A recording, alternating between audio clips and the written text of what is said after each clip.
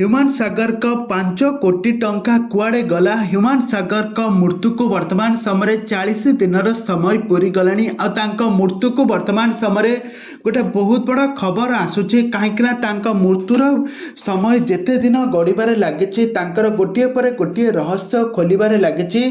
ଏବେ ତାଙ୍କ ଉପାର୍ଜନ କରିଥିବା 5 କୋଟି ଟଙ୍କା କୁଆଡ଼େ ଗଲା? ଏବେ ତାଙ୍କ ମ୍ୟାନେଜର ଯିଏକି ଦିନେଶକୁ ଏବେ ସମସ୍ତେ ଏବେ ଧରିଛନ୍ତି। ଆଉ ଦିନେଶ ଆଜି ଗଣମାଧ୍ୟମରେ ଆଜି ନ୍ୟୁଜ୍ରେ ଲାଇଭ୍ରେ ଆସି ସବୁ ସତ କଥା କହିଛନ୍ତି। ତେବେ ଦର୍ଶକ ବନ୍ଧୁ, ଏ ସମ୍ପର୍କରେ ଆଜି ଆମେ ସବୁ ସତ ଆସନ୍ତୁ ଜାଣିବା। ତ ସେଥିପାଇଁ ଆପଣମାନେ ଆଜିର ଭିଡ଼ିଓଟିକୁ ପୁରା ଶେଷ ପର୍ଯ୍ୟନ୍ତ ଦେଖନ୍ତୁ।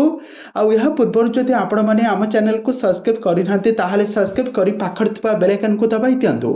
ଦର୍ଶକ ବନ୍ଧୁ, ଆପଣମାନେ ତ ସମସ୍ତେ ଜାଣିଥିବେ, ହ୍ୟୁମାନ ସାଗରକୁ ବେଶ ଭଲ ଭାବରେ ଜାଣିଥିବେ। ହ୍ୟୁମାନ ସାଗରଙ୍କ କଣ୍ଠରୁ ଆପଣମାନେ ବହୁତ ସୁନ୍ଦର ଗୀତ ଶୁଣିଥିବେ। ସେ ଗୋଟିଏ ଷ୍ଟେଜ୍ ପ୍ରୋଗ୍ରାମ କରିବା ପାଇଁ ପ୍ରାୟ 1,00,000ରୁ ଅଧିକ ଟଙ୍କା ଡିମାଣ୍ଡ କରନ୍ତି। ଆଉ ତାଙ୍କୁ ଖୁସି ହୋଇ ମଧ୍ୟ ତାଙ୍କ ଡିମାଣ୍ଡକୁ ଦିଅନ୍ତି ଦର୍ଶକମାନେ।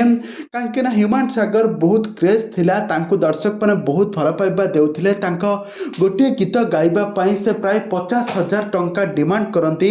ଗୋଟିଏ ଷ୍ଟେଜ୍ ପ୍ରୋଗ୍ରାମ କରିବା ପାଇଁ ସେ ପ୍ରାୟ 1.5 ଲକ୍ଷ ଟଙ୍କା ଡିମାଣ୍ଡ କରନ୍ତି। ଆଉ ଗୋଟେ ଦିନରେ ପ୍ରାୟ ତାଙ୍କର 2ରୁ 3ଟି ଷ୍ଟେଜ୍ ପ୍ରୋଗ୍ରାମ ଥାଏ। ଆଉ ସବୁର ପ୍ରୋଗ୍ରାମର ଟଙ୍କା ତାଙ୍କ ମ୍ୟାନେଜର ପାଖରେ ରହୁଥିଲା। କିନ୍ତୁ ହ୍ୟୁମାନ ସାଗରଙ୍କର ଏମିତି ଅକାଳ ବିୟୋଗରେ ତାଙ୍କର ଏମିତି ମୃତ୍ୟୁ ଘଟିବାରେ ଏବେ ଗୋଟେ ବହୁତ ବଡ଼ ସତ ଏବେ ସମସ୍ତଙ୍କ ସାମ୍ନାକୁ ଆସିଛି। ଆଜି ଯେତେବେଳେ ତାଙ୍କ ମ୍ୟାନେଜରକୁ ଯେତେବେଳେ ସବୁ ସତ କଥା ପଚରା ଯାଇଥିଲା, ତାଙ୍କ ମ୍ୟାନେଜର ପାଖରେ 5 କୋଟି ଟଙ୍କା ରହିଛି ବୋଲି ସେ ସବୁ ସତ କଥା ଖୋଲି କହିଛନ୍ତି। ଆଉ ସେ କହିଛନ୍ତି କି ତାଙ୍କ ମାଆଙ୍କୁ ସେ ଖୁବ୍ ଶୀଘ୍ର ସେ ଟଙ୍କା ଫେରାଇ ଦେବେ ବୋଲି ସେ କହିଛନ୍ତି। ଆଉ ହ୍ୟୁମାନ ସାଗରଙ୍କ ମ୍ୟାନେଜର, ତାଙ୍କ ବାନ୍ଧବୀ, ଅର୍ପିତା, ଏମିତିକି ସମସ୍ତଙ୍କ ନାଁରେ ଥାନାରେ ଏତଲା ଦେଇଛନ୍ତି ହ୍ୟୁମାନ ସାଗରଙ୍କ ସ୍ତ୍ରୀ।